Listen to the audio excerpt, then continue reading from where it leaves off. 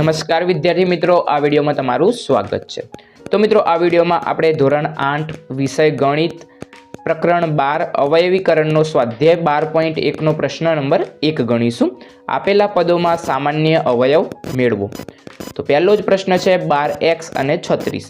સામાન્ય અવયવો એટલે કે બંનેના અવયવ પાડવાના અને જે સરખા હોય એ આપણે લખવાના છે। તો 12x એના આપણે સૌથી પહેલા અવયવ પાડીએ તો 12 એટલે 6 દુ 12 થાય, પણ આપણે 6 ના અવયવ પડે એટલે 3 દુ 6 દુ 12 થશે અને પાછળ x છે આપણે એમને એમ લખી દઈશું। પછી 36 ના અવયવ પાડીએ તો 3 દુ 6 દુ 12 તરી 36 અને x નથી પાછળ એટલે આપણે લખીશું નહીં। તો હવે આપણે સામાન્ય અવયવ નીચે લખીશું। તો સામાન્ય અવયવ બરાબર જે સરખા સરખા હોય એ આપણે લખવાના છે। તો 3 3 સરખો છે એટલે આપણે લખી દઈશું 3। પછી 2 2 સરખો છે એટલે આપણે લખી દઈશું ગુણ્યા 2 અને ગુણ્યા પાછો 2 2 સરખો છે તો બીજી વખત પણ આપણે 2 લખીશું। પછી જુઓ અહીંયા x છે, નીચે x નથી એટલે આપણે નહીં લખીએ।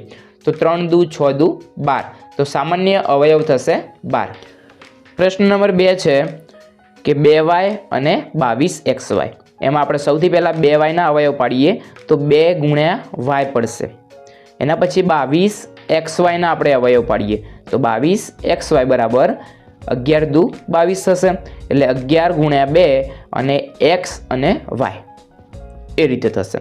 હવે નીચે આપણે લખીશું સામાન્ય અવયવ। તો જે કોમન છે એ આપણે નીચે લખી દેવાના છે।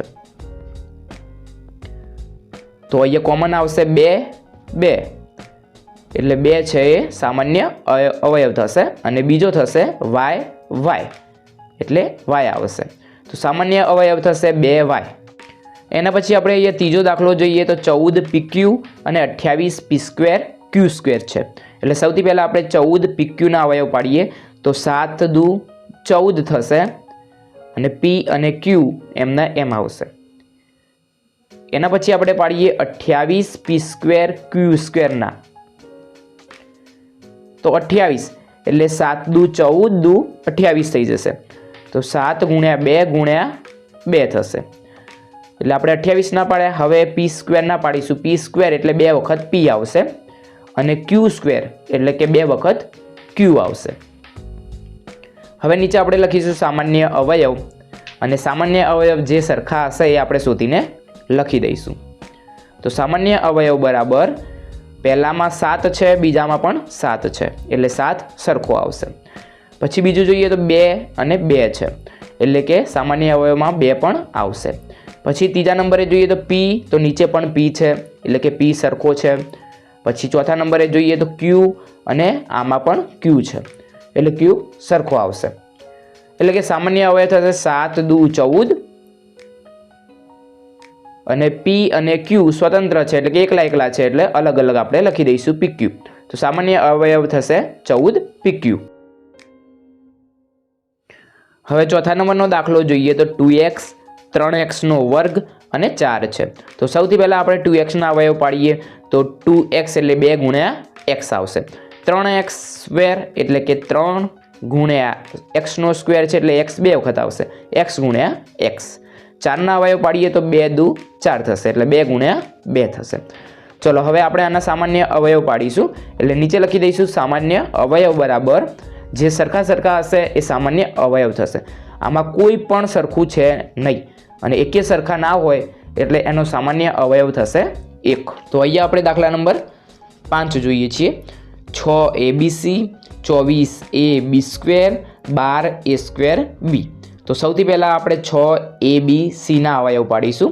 તો 6 abc ના અવયવ થશે 6 ગુણ્યા a ગુણ્યા b ગુણ્યા c। અહીંયા આપણે 6 ને કેમ અવયવ નહીં પાડ્યા એટલે કે નાના અવયવ કેમ નથી પાડ્યા કારણ કે 6 ના ઘડિયામાં ઉપરના બધા આવે છે એટલે। એના પછી આપણે બીજા નંબરે પાડીશું 24 ab²। તો એના અવયવ થશે 6 દુ 12 અને 12 દુ 24 અને એ એમને એમ આવશે b² એટલે b 2 વખત આવશે। એના પછી આપણે ત્રીજા નંબરે જોઈએ તો 12 a² b એટલે થશે 12 એટલે કે 6 દુ 12 a સ્ક્વેર એટલે કે a કેટલી વખત આવશે? 2 વખત આવશે અને b 1 વખત આવશે. હવે નીચે આપણે લખીશું સામાન્ય અવયવ. તો જે સરખા સરખા છે એ આપણે નીચે લખી દેવાના છે. એટલે કે સામાન્ય અવયવ બરાબર 6 સરખા છે ત્રણેયમાં એટલા માટે 6 આવશે. પછી જોઈએ તો a સરખા છે ત્રણેયમાં, કારણ કે 2 છે 2માં છે અને ત્રીજામાં નથી એટલા માટે. પછી b જોઈએ તો b પણ ત્રણેયમાં સરખો છે. અને c જોઈએ તો c છે એ પહેલામાં છે, બીજા અને ત્રીજામાં નથી એટલા માટે c આવશે નહીં. તો સામાન્ય અવયવ આવશે 6 ગુણ્યા a ગુણ્યા b એટલે 6ab થશે.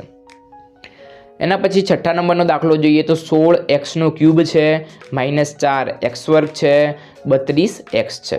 તો સૌથી પહેલાં આપણે અવયવ પાડીશું 16x ક્યુબના. એટલે 16 એટલે 2 દુ 4 દુ 8 દુ 16 થશે. અને x ક્યુબ એટલે કે એના અવયવ થશે x 3 વખત, એટલે કે x ગુણ્યા x થશે. એના પછી -4x વર્ગ એના અવયવ પાડીશું તો -2 દુ 4 થઈ જશે, એટલે કે -4 થશે. અને x વર્ગ એટલે કે x ગુણ્યા x થશે. એના પછી આપણે અવયવ પાડીશું 32x ના. તો 32x એટલે કે 2 દુ 4 દુ 8 દુ 16 દુ 32, એટલે કે 2 કેટલી વખત આવશે? તો 5 વખત આવશે. અને છેલ્લે x લખી દઈશું આપણે. તો સામાન્ય અવયવ બરાબર જે સરખા આવ્યા છે એ આપણે લખી દઈશું. તો 2 સરખો છે, 2 સરખો છે અને 2 સરખો છે એટલે કે 2 આવશે. પછી બીજો 2 સરખો છે, બીજો 2 સરખો છે અને બીજો 2 સરખો છે એટલે કે બીજો 2 આવશે. પછી બીજી લાઈનમાં ત્રીજા નંબરે 2 નથી એટલે આપણે x લઈએ. તો x એટલે કે x સરખો છે. એના પછી બીજો x પહેલા 2માં છે પણ ત્રીજામાં નથી એટલા માટે આપણે લખીશું નહીં. તો 2 દુ 4 અને x આવશે, એટલે કે સામાન્ય અવયવ થશે 4x. એના પછી 7મા નંબરનો દાખલો જોઈએ તો 10 pq, 20 qr અને 30 rp છે. તો સૌથી પહેલાં આપણે 10 pq ના અવયવ પાડીશું. 10 pq બરાબર 10 ના અવયવ થશે 5 દુ 10 અને pq ના અવયવ થશે p ગુણ્યા q. એના પછી આપણે બીજા નંબરે 20 qr ના અવયવ પાડીશું. તો 20 qr બરાબર 20 એટલે 5 દુ 10 દુ 20 થશે. અને qr ના અવયવ થશે q ગુણ્યા r. પછી 30 rp ના આપણે અવયવ પાડીએ. તો 30 rp બરાબર 5 દુ 10 તરી 30 થશે. તો 5 દુ 10 તરી 30 અને rp એટલે કે ગુણ્યા r ગુણ્યા p. નીચે આપણે લખીશું સામાન્ય અવયવ. તો જે સરખા છે એ પણ આમાં લખી દેવાના આપણે. તો સામાન્ય અવયવ બરાબર 5 5 5 સરખા છે. તો આપણે 5 5 5 એટલે કે એક વખત 5 લખીશું. પછી બીજા નંબરે જોઈએ તો 2 2 પણ સરખા છે એટલે 2 લખીશું. એના પછી p નથી, બીજામાં છે નહીં એટલા માટે આપણે લખીશું નહીં. અને q પણ ત્રીજામાં નથી q એટલે આપણે એ પણ નહીં લખીએ. એટલે સામાન્ય અવયવ 5 દુ 10 થશે.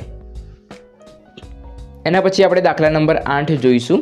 3x² y cube, 10x cube y વર્ગ અને 6x² y વર્ગ અને z છે. તો સૌથી પહેલાં આપણે અવયવ પાડીશું 3x² અને y ક્યુબ. તો થશે 3 એમને એમ રહેશે. x વર્ગ એટલે કે x 2 વખત આવશે, x ગુણ્યા x અને y ક્યુબ એટલે y 3 વખત આવશે. તો y ગુણ્યા y થશે. એના પછી આપણે બીજાના અવયવ પાડીએ તો 10x³ અને y વર્ગ એટલે કે 10 ના અવયવ થશે 5 દુ 10 અને x³ એટલે કે x થશે 3 વખત. તો x ગુણ્યા x અને y વર્ગ એટલે y 2 વખત થશે, y ગુણ્યા y. પછી આપણે જોઈએ તો 6x² y² અને z છે. તો 6 ના થશે 3 દુ 6, x² ના થશે x ગુણ્યા x, y² ના થશે y ગુણ્યા y અને z એકલો છે એટલે આપણે એને એકલો લખી દઈશું.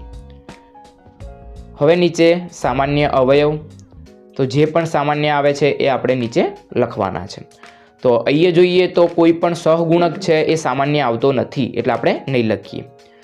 તો પાછળના ચલ છે x અને x એ સરખા આવે છે એટલે આપણે x લખ્યો. પછી બીજો x અને બીજો x પણ સરખો આવે છે એટલા માટે બીજો x આવશે. પછી y અને y એ પણ સરખો આવે છે તો આપણે y લખી દઈશું. અને પછી બીજો y અને બીજો y પણ સરખો આવે છે. જુઓ અહીંયા છે ને સરખો, એટલા માટે આપણે બીજો પણ y લખીશું. તો એના સામાન્ય અવયવ અહીંયા જોઈએ આપણે ત્રીજો y છે પણ નીચે ક્યાંય y છે નહીં ત્રીજો એટલે આપણે નહીં લખીએ. તો અહીંયા સામાન્ય અવયવ થશે x ગુણ્યા x એટલે x નો વર્ગ અને y ગુણ્યા y એટલે y નો વર્ગ. તો સામાન્ય અવયવ થશે x² અને y².